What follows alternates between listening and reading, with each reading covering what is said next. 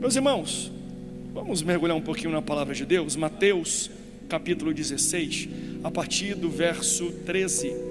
Mateus 16, 13 em diante. Quero trazer algumas reflexões sobre a igreja, reflexões, preocupações, e eu tenho certeza que vai ser uma palavra de ensino, de correção, de alinhamento, de visão dos irmãos quanto ao Deus e ao Jesus que nós adoramos. Mateus 16, a partir do versículo 13, diz assim: chegando Jesus às partes de Cesareia de Filipe, interrogou os seus discípulos dizendo: quem dizem os homens ser o filho do homem? E eles disseram: uns falam que é João Batista, outros Elias, outros Jeremias, ou um dos profetas. E aí Jesus foi direto para o ponto mais importante, né? E vocês, quem vocês dizem que eu sou? Simão Pedro respondeu: tu és o Cristo, tu és o Filho do Deus vivo. E Jesus respondeu dizendo: bem-aventurado és tu, Simão Bar-Jonas, porque não foi nem carne nem sangue que te revelou, mas o Pai que está nos céus. Pois bem, também eu te digo que tu és Pedro, sobre esta pedra eu edificarei a minha igreja, e as portas do inferno não prevalecerão contra ela. João capítulo 15, versículo 15, que encaixa nesse texto, diz assim: eu já não chamo vocês de servos, porque um servo não sabe o que o seu senhor faz, mas agora eu chamo vocês de amigos, porque tudo quanto eu ouvi do Pai, eu vos fiz conhecer. Um servo é alguém que não sabe o que o seu senhor faz, porque a partir do momento que eu sei o que o meu senhor faz, eu saio da condição de servo e de escravo, e eu vou para o status e para a condição de amigo. Nesse texto nós vemos uma mudança de informação, nós vemos um acréscimo de revelação. Eles sabiam algo acerca de Jesus, só que no momento que Jesus pergunta para os seus discípulos: quem vocês dizem que eu sou? Pela primeira vez, Pedro traz uma informação que antes ele não trouxe. Logo, quanto mais informação um discípulo ou um servo tem do seu Senhor, esse Senhor vai mudando o seu status. Ele está falando: Pedro, você agora é um pouco mais íntimo meu, você não é mais um escravo, mas você agora é um amigo, porque isso que você falou não é uma informação que veio do dia a dia, isso é uma revelação do Pai que foi trazida até você. É interessante que Jesus, com os seus discípulos aqui nesse ambiente, ele inicia uma conversa com uma pergunta: quem dizem que eu sou? E eles respondem: agora, quem vocês dizem que eu sou? Eu acho bonito porque Jesus, quando ele pergunta, ele não quer receber uma informação, ele quer te trazer uma informação. Não existe nada que você possa adicionar ao conhecimento de Jesus. Deus é da mesma forma, Deus Pai. Lembra quando está com Jó, que Jó fica reclamando, e capítulos após capítulos ele questiona as condições e aquilo que acabou de acontecer com ele. Quando Jó acaba, Deus inicia, vamos dizer assim, o seu monólogo, ou a sua parte na conversação. E tudo que Deus fala, capítulo após capítulo, são perguntas. Jó, onde tu estavas, Jó? Quando eu coloquei a pedra angular, quando eu falei, abri as portas e coloquei portas no mar, dizendo: mar, você vem até aqui. Jó, onde tu estava? Onde tu estava? Jó, tu sabia disso? Jó, cadê tu naquele? Então veja, quando Deus questiona ou pergunta para Jó, Deus não busca ter uma informação que ele não sabe. As perguntas de Deus são respostas. As perguntas de Jesus são provocações. Quando Jesus pergunta aqui, você acha que ele não sabe o que a multidão pensa ao seu respeito? Jesus sabe, mas ele queria provocar os seus discípulos a pensarem mais profundo no relacionamento que eles estavam tendo com o Mestre. Quem vocês dizem que eu sou? Aí, claro, quando pergunta para a multidão, um Jeremias, outro Elias, outro João Batista, outros dizem que tu é um dos profetas. Tem uns que dizem que tu paga a dívida, tem uns que dizem que tu enriquece, tem uns que dizem que tu traz a pessoa amada em 3 dias. Eu não sei se você percebe, mas hoje existe igreja que prega um Jesus de todo jeito. Existe uma igreja que fala que Jesus te aceita do jeito que você é e você vai para o céu da maneira como você é. Então hoje existem pessoas que dizem várias coisas a respeito de Jesus. É o que te dá emprego. Jesus é aquele que te dá um carro novo, um carro de um ano. E aí Jesus vai assim, mas vocês, eu entendo que a multidão pensa coisas variadas. Vocês sabem quem Jesus é? Veja, eu não estou perguntando se você sabe o que Jesus faz, porque dar carro, enriquecer, abençoar, prosperar, é algo que Jesus faz. Mas o questionamento ele faz, e vocês? Quem vocês dizem ser? Jesus não quer que você fique preso ao que Ele pode fazer por você, porque se você ficar preso àquilo que Ele faz por você, você não vai ter a revelação de quem Ele é. Logo, não tendo a revelação de quem Ele é, você é um escravo e não um amigo. Ele quer te trazer para próximo, Ele quer te trazer para perto, Ele quer ter uma intimidade, Ele quer se aproximar mais de você. Mas para se aproximar mais de você, Ele precisa trazer informações novas ao respeito dele. Quem vocês dizem que sou? Ele é fogo consumidor, Ele é mistério, Ele é, uns vão dar rajada de língua estranha. Pare para perguntar às vezes, até para a Lida, quem Jesus é? Geralmente a gente vai ter uma resposta, ou a gente é levado a responder por uma necessidade que estamos vivendo na atualidade, e buscamos esse Jesus para tapar um buraco ou uma lacuna que nós estamos vivendo. Mas quando ele chega com Pedro, pela primeira vez, Pedro tem uma revelação, tem um entendimento diferenciado. Tu és o Cristo, tu és o Filho do Deus vivo, tu és o meu Salvador. Através dessa nova informação que foi revelada por Deus, logo como diz Jesus, já não chamo vocês de escravos, não, de servos, porque um servo não sabe o que o seu Senhor faz, ou nesse caso não sabe quem o seu Senhor é, mas agora eu chamo vocês de amigos, porque tudo o que o Pai me revelou, eu trago até vocês. O Pai revela diretamente para Pedro, algo que nem os discípulos ainda entendiam por inteiro: quem eu sou. A partir do momento que ele fala quem Jesus é, inicia aqui um aprofundamento, um novo nível, um novo estágio de relacionamento de discípulos com Jesus. Quanto mais informação eu tenho dele, mais próximo, mais íntimo, mais entendedor, mais amigo dele eu sou. Porque eu vou falar aqui uma série de frases que pode machucar algumas pessoas, mas você vai entender. Jesus não veio para te dar dinheiro, Jesus veio para tirar a tua alma do inferno. Jesus não veio para consertar o teu casamento, Ele veio para tirar a alma sua e da sua esposa do inferno. Jesus não veio para tirar a tua empresa do vermelho, Jesus veio para tirar a tua alma do inferno. Jesus não veio para trocar o teu carro ou te dar um carro do ano, Jesus veio para tirar a tua alma do inferno. Mas pastor, Jesus não salva, não restaura casamento, Jesus não prospera, mas de que adianta Ele fazer tudo isso e você ir para o inferno? Então o que Ele está falando é, o problema é que vocês estão buscando alternativas daquilo que eu posso fazer, mas se vocês não forem para o céu, de nada adianta o que eu posso fazer na sua vida. E ir para o céu é uma coisa que nenhum homem pode fazer, só Jesus. O teu patrão pode te dar um aumento, prospera e você compra um carro. Você pode fazer ali uma viagem com a sua esposa e tentar fazer uma clínica com alguém que entende sobre relacionamento de famílias, e isso te ajuda a consertar. Então todas as coisas às vezes que a gente acha que Deus pode nos dar, mas que o homem pode oferecer, é porque a gente não entendeu quem Jesus é. Só Jesus pode tirar a tua alma do inferno e te levar para o céu. Então, a característica central desse texto, da preocupação de Jesus é essa: vocês conhecem realmente o que eu posso ser e oferecer para vocês?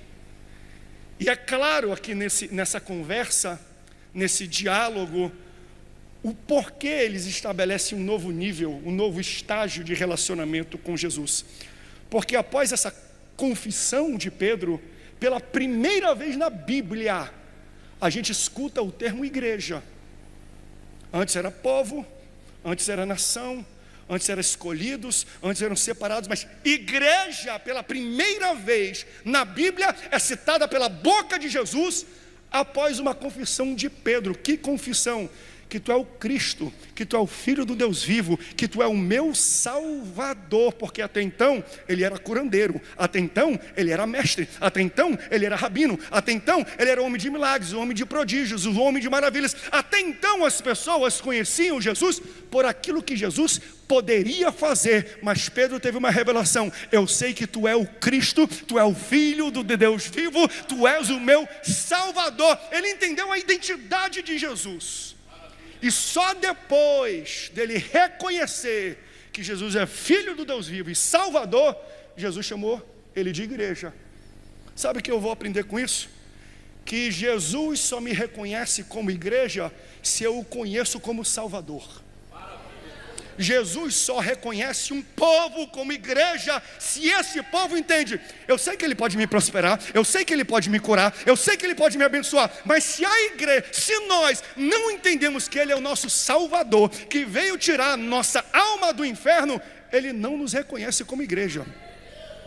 Jesus só vai entender e chamar de igreja quem entende e o chama de Salvador. Aleluia! Entende? Só depois, igreja, de você reconhecer. É por isso que no final do culto a gente fala: quem quer aceitar Jesus e receber Ele como Senhor e Salvador da sua vida? Porque hoje nós temos pregadores que falam: receba a sua sabedoria milenar.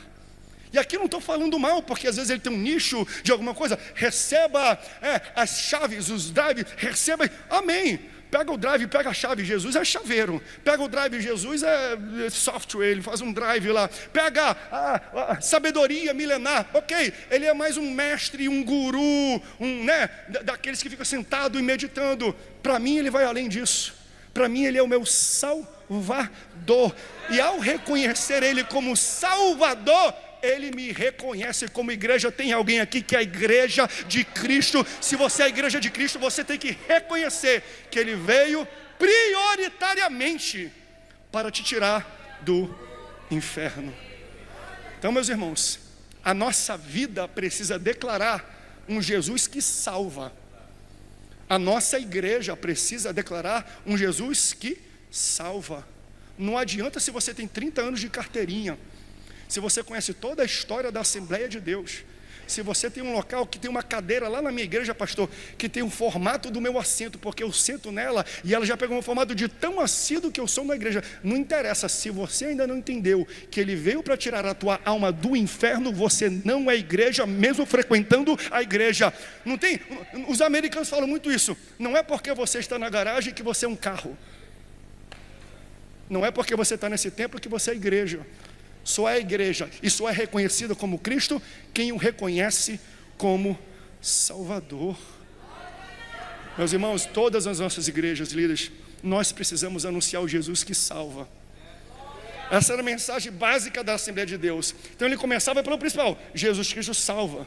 Aí depois falava que ele era ou poderia fazer: cura, batiza com o Espírito Santo, e em breve voltará. Mas ele é o Salvador, ele é o Cristo, ele é o Filho do Deus vivo. Então, se igrejas só pregam um Cristo e um Jesus que prospera e te deixa rico, eles não são igreja e não são discípulos, eles são multidão. Mas você fala isso porque você está com inveja, porque a igreja está lotada. A multidão é mais numerosa aqui do que os discípulos. A confissão real de quem Cristo era não veio da multidão. Para a multidão ele é profeta. Profeta é o que abre a boca e fala o futuro. O profeta fala e faz e acontece tudo. E vocês poucos, tu és o Cristo, tu és o Filho do Deus vivo. Então, para nós como igreja hoje, embora temos que ter estratégias, temos que ser amorosos, temos que entender como funciona a comunicação, mas o nosso papel é apresentar um Cristo que salva, independente do tamanho da igreja. Multidão está cheio, mas se não prega um Cristo que salva, não é igreja, mesmo tendo uma igreja cheia, porque o papel da igreja não é encher o templo de gente, mas encher o céu de gente. Nós estamos aqui para encher o céu de gente, através da pregação do Evangelho de Jesus Cristo, o Filho do Deus vivo. Então, Jesus só te reconhece como igreja se você o conhece como Cristo. E aí, depois dele falar essa revelação, existe um ensino em cima disto, de algo que esse Cristo, Filho do Deus vivo, edifica a sua igreja. A igreja é edificada em Cristo, não em pessoas. Uma igreja, ela deixa de ser edificada em Cristo quando fala-se mais do nome do pastor, do líder, do que de Jesus. Quando se propaga mais honras ao pastor, ao líder, do que de Jesus. Quando no culto se gasta mais tempo para saudar o pastor e honrar o pastor do que honrar a Jesus. Mais do que isso, igrejas entram em caminhos perigosos quando atribuem a homens uma atribuição e característica que só Jesus tem. Hoje eu estou com o espírito de Carlos Eduardo aqui. Pastor não é pai espiritual da igreja, ele é servo dela. Porque o meu espírito não tem capacidade de gerar o teu espírito. O nosso grande problema é que a gente quer ficar se metendo entre as pessoas e Deus. A gente quer se intrometer muito no relacionamento que os crentes têm com Jesus. Nós não somos intermediadores, nós somos facilitadores. Está aqui, ó. Jesus está aqui, eu vou te apresentar. Trata com Jesus, mas não se meta no meio. Não queira criar uma interdependência emocional ou espiritual com pessoas quando você não tem capacidade de entregar a demanda que elas precisam. Porque ao fazer isso, ao falar, se você me chama de pastor, eu te trato como ovelha. Se você me chamar de pai, eu te trato como filho. Que história é essa? Você só tem um pai espiritual que está lá no céu, é Deus. Ele é o teu pai, ele é o único. E isso é claro e dito isso aqui na Bíblia. Só que às vezes eu quero me intrometer para manter você perto de mim. Eu já fui em treinamentos, e olha que eu não sou contra a estrutura de célula. Nós temos aqui, estamos fazendo um trabalho extraordinário de abertura de uma igreja agora em Jacareí, a partir de células.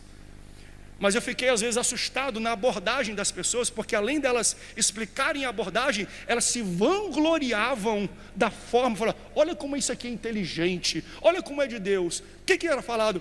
Nós aqui, quando entramos, nós falamos, nós não somos uma célula apenas, nós não somos apenas uma igreja, nós somos uma família. Sabe por que a gente traz isso? Nós somos família, e de fato somos família, mas sabe por quê? Olha a abordagem, sabe por que nós chamamos outro de família? Porque se um dia ele quiser sair daqui, ele não vai sair da igreja e perder membros e perder amigos, ele vai perder familiares. É muito mais difícil o cara sair do meio da família do que sair do meio da igreja. Eu falei, meu irmão, não se mete no meio do relacionamento de Jesus e das pessoas. Porque a igreja não é edificada sobre pessoas, não é edificada sobre André, sobre Pádua, sobre Rodolfo, sobre Rubens, não é edificada sobre Miguel, sobre Adriano, ela é edificada sobre Jesus,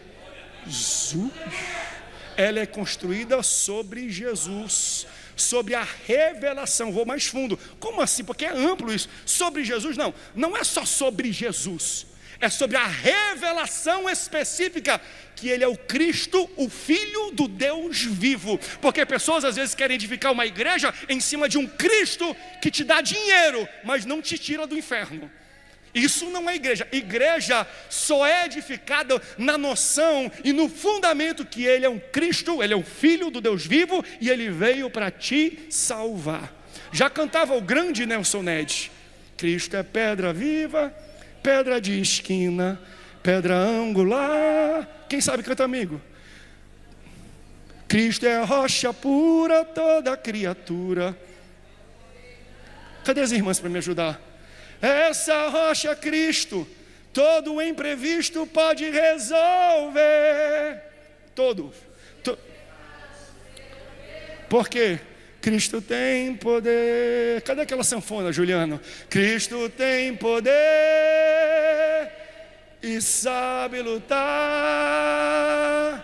Cristo é poderoso, ele é o leão da tribo.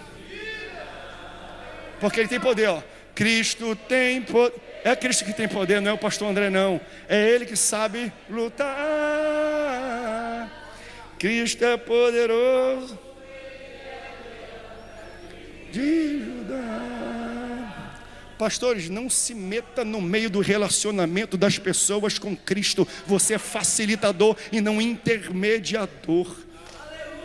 Senão a gente vai começar a criar situações que para mim são esquisitas, inversas. Por exemplo, a Bíblia vai falar lá em Mateus capítulo 15, quando vem aquela mulher pedir para o Senhor sobre a sua filhinha, que Jesus fala, eu vou tirar o pão da mesa dos filhos e dar para os cães, e ela fala, até os cães comem das migalhas que caem da mesa do seu Senhor. Essa situação, o que acontece? Essa moça vem gritando, Jesus, tenha misericórdia, Jesus Cristo, filho de Davi, Jesus, Jesus, Jesus. Aí os discípulos chegam até Jesus. Está aqui o texto, Mateus 15, 22. Eis que uma mulher cananeia sai da cercania, clama ao Senhor, filho de Davi, tem misericórdia de mim, minha filha está miseravelmente endemoniada. Mas Jesus não respondeu palavra. Aí Jesus não falou nada, Jesus ficou quieto. Aí os discípulos, chato às vezes, porque tem pastor chato, não tem? Chato às vezes, quer se meter e falar quando Jesus fala que é para ficar calado. Porque aqui, Jesus não responde palavra, mas os seus discípulos, chegando no pé dele, rogaram dizendo, despede-a, porque ela vem gritando atrás de nós. Isso aqui é maravilhoso. A mulher está aqui, Jesus, tem misericórdia, Jesus Cristo, Jesus, Jesus. Aí os discípulos vêm, despacha essa mulher, está gritando atrás de nós. Nós? Eu não vi ela gritando Mateus, eu não, Bartolomeu, Pedro, não. Ela está gritando Jesus. Sabe qual é o problema? É que quem está perto de Jesus quer se meter entre Jesus e as pessoas, e a gente acaba machucando as pessoas, querendo impor o que a gente acha, o que a gente pensa. Leva até Jesus, que Jesus sabe fazer o trabalho melhor do que você. Não se intrometa. Já parou para perceber? Grande parte das pessoas que se machucam na igreja não se machucaram com Jesus, se machucou em quem se intrometeu entre eles e Jesus. Não, mas Jesus não diz isso, mas Jesus não faz isso. Ei, meu irmão, as pessoas não estão vindo atrás de você, não. Essa terça-feira, vocês acham que as pessoas vieram aqui por causa do pastor André? Vocês vieram atrás de Jesus, pedir misericórdia de Jesus. Logo, deixa de ser discípulo chato, pastor chato, líder chato, que quer se meter no meio. Tente dar uma de João Batista. João Batista nos ensina a postura correta de quem convive e conhece o mestre. Tem um camarada que chega após ele ser batizado, Jesus fala, esse aqui é o Messias, siga-no. Grande parte dos discípulos de João Batista deixam de seguir João Batista. Um dos mais conhecidos, André, o discípulo André, ao ver o João Batista, o seu líder, o seu pastor falar, ele é o Messias, ele fala, então me dá uma carta de mudança.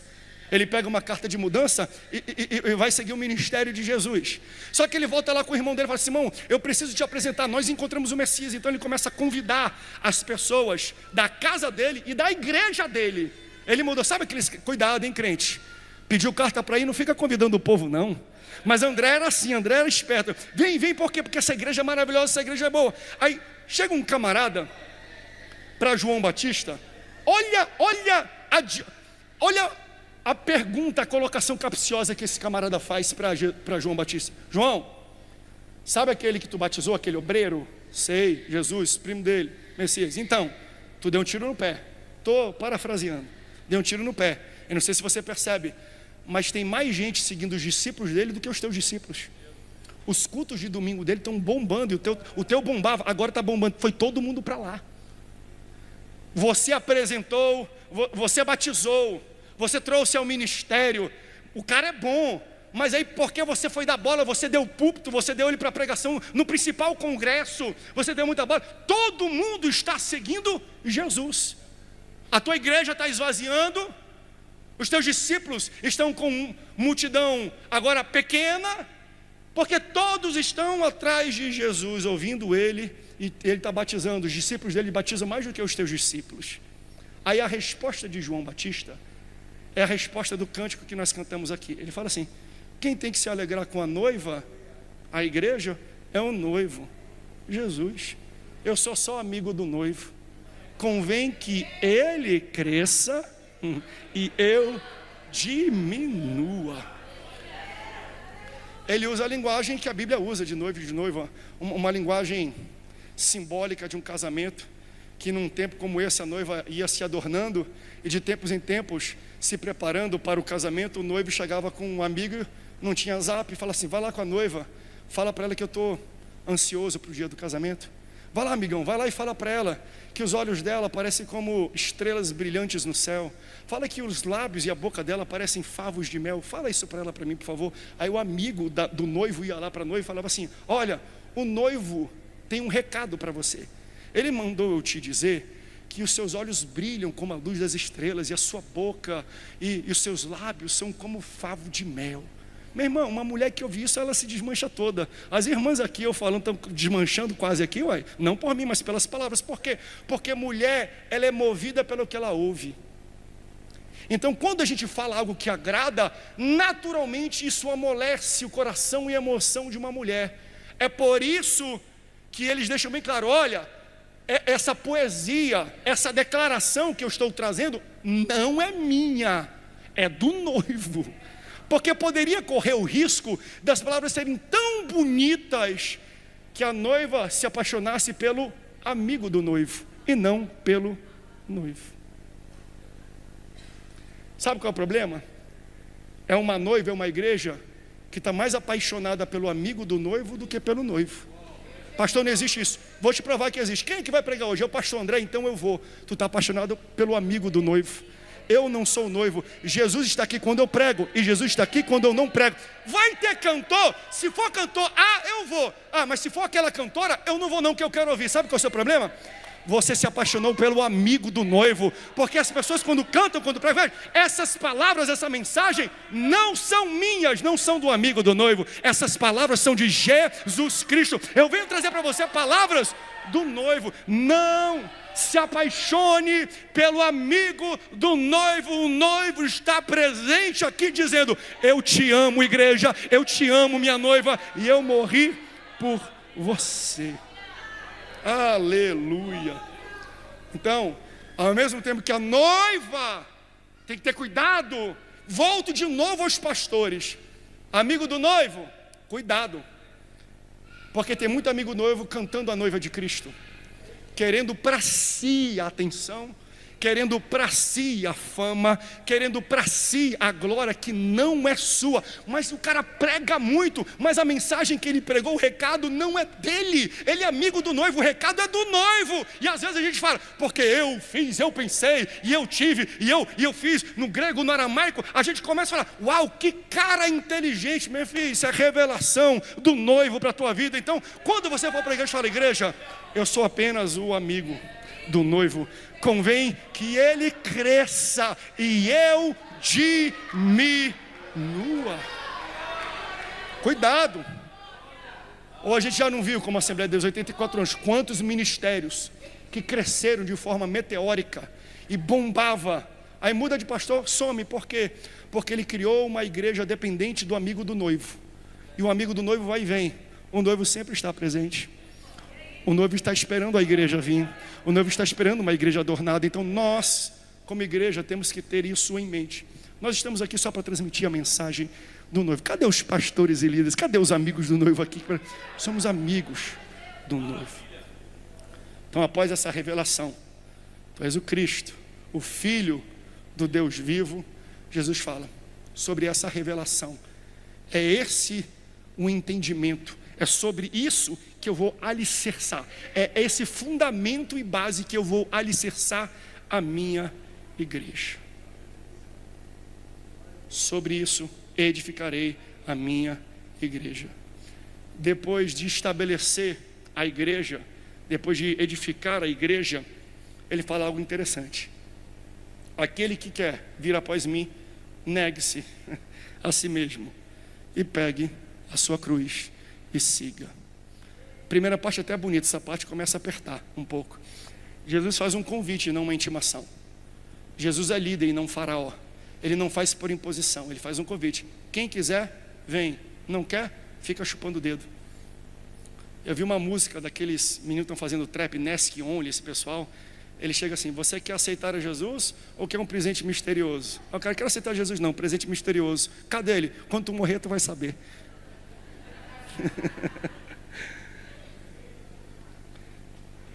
Não basta dizer que quer, tem que mostrar através de atitude. Entrega o teu caminho ao Senhor, confia nele, e o mais Ele fará. Pastor, eu quero que Ele faça mais, então confia, mas para confiar, entrega o teu caminho. Não tem como eu receber o mais dele, se eu não entregar o meu caminho para Ele. E quando eu digo entregar caminho, é entrega.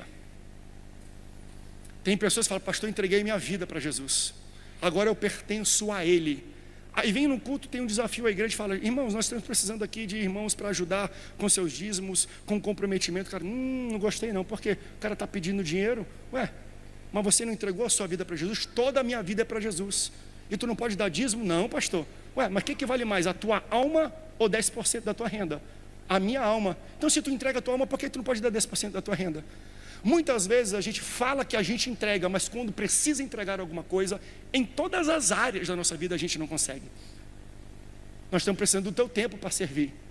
Ah, mas eu não tenho. Mas tu entregou a tua vida para Jesus? Separa um tempo. Ah, pastor, mas Ele conhece os meus afazeres, Ele conhece as minhas dificuldades. Exatamente, a proposta aqui é negar a si mesmo. Eu vou ter que negar o meu descanso, eu vou ter que negar o meu tempo, eu vou ter que negar alguma coisa que eu faria para entregar para Ele. Se eu não nego para entregar, eu não estou entregando o meu caminho para o Senhor, e Ele não fará o mais na minha vida. Quem confia, entrega.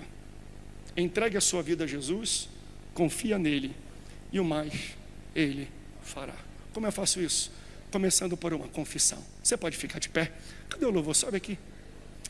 Ah, eu sinto o Espírito Santo aqui de uma maneira tão gostosa e maravilhosa. Qual é o primeiro passo para eu receber o mais Ele fará? Eu preciso confiar. Para confiar eu preciso entregar. Pastor, como é que eu entrego? Está aqui o desenho, o mapa que nós fizemos. Você entrega quando você tem uma revelação de quem Ele é. Jesus é um grande pensador, é um grande filósofo, é um grande coach, é um homem de curas, um homem de milagres, um homem de maravilhas. Isso é bom saber, mas se você não tem um entendimento pleno que Ele é o teu Salvador, você não entregou a sua vida para Ele ainda. Você não entendeu quem Ele realmente é. E ao fazer isso, Ele não tem como te olhar como igreja. A igreja vem a partir de uma confissão de quem Jesus é. Na Bíblia depois vai falar, sabe como é aceitar Jesus? Não é tão complexo, quando você confessar com a boca e acreditar com o seu coração que Jesus morreu e ressuscitou para te tirar, te lavar os seus pecados, te tirar do inferno, você recebeu confissão. E aí depois da confissão, vou para o céu, carrega a tua cruz, filho. Vamos começar um processo de santificação aqui, para a gente no meio do caminho não misturar, não enrolar alguns conceitos. Eu aceito a Jesus, mas a minha trajetória de caminhada com Ele é influenciada por pensamentos que não são dele. Por exemplo, eu me preocupo às vezes com igrejas que fazem concessões para se tornarem, muitas concessões, para se tornarem inclusivas. Nós temos hoje o que se chama no Brasil de igreja inclusiva. Geralmente a igreja inclusiva é uma igreja voltada para pessoas que têm uma orientação sexual A, B ou C. Então olha, você pode estar aqui com essa sua orientação sexual. Nós não fazemos acepção de pessoas. Venha porque você pertence e tem lugar na igreja. Ok. Eles chamam de igreja inclusiva, mas no meu ver, com todo respeito, não é uma igreja inclusiva. Isso é uma igreja exclusiva. Porque Cristo não levantou a igreja e pastores. Veja, você não está aqui para ser incluído na igreja, você está aqui para ser incluído no céu. Então, de que adianta eu vir com um discurso, uma narrativa de te incluir na igreja, mas tu não está incluído no céu? Ah, mas pode viver porque ele nasceu assim, ou ele tem desejo assim, mas ele pensa assim, mas o coração dele é assim. Olha a proposta, depois de confessar como Cristo, Filho de Deus vivo, negue-se a si mesmo. A gente peca nisso aqui.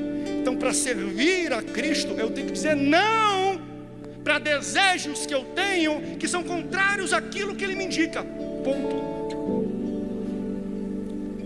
E vou além, não é só para orientação sexual, é para todas as outras coisas que a Bíblia condena. Então, ao dizer que não tem problema não, isso aí é tempo da lei. Aí o cara começa a fazer um malabarismo teológico para tentar. É simples, filho. Deus não te chamou para liderar uma igreja para você incluir pessoas nela. Elas precisam estar inclusas no céu.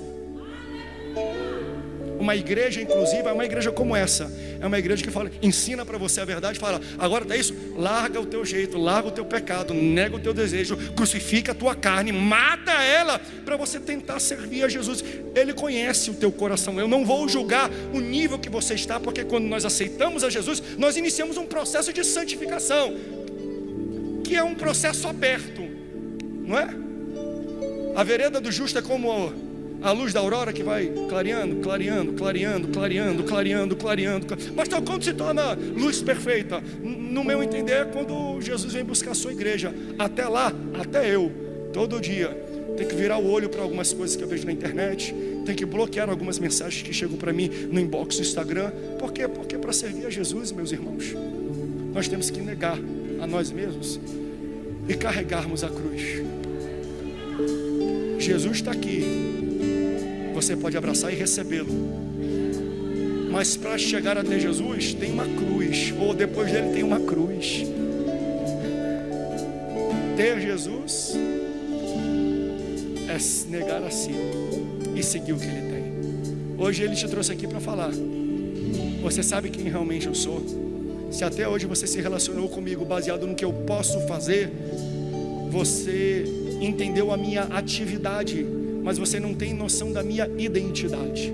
A minha identidade é: eu sou o Cristo, eu sou o Filho do Deus vivo, eu sou o teu Salvador.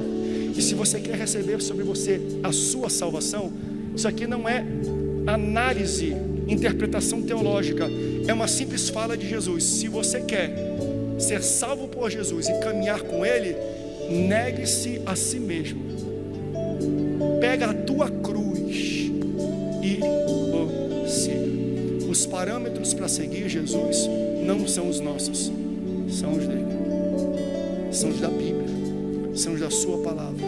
Toda vez que você vê alguém adicionando parâmetros a mais do que Jesus falou, esse camarada está querendo ou diminuir o acesso da porta do céu ou alargar a porta do céu.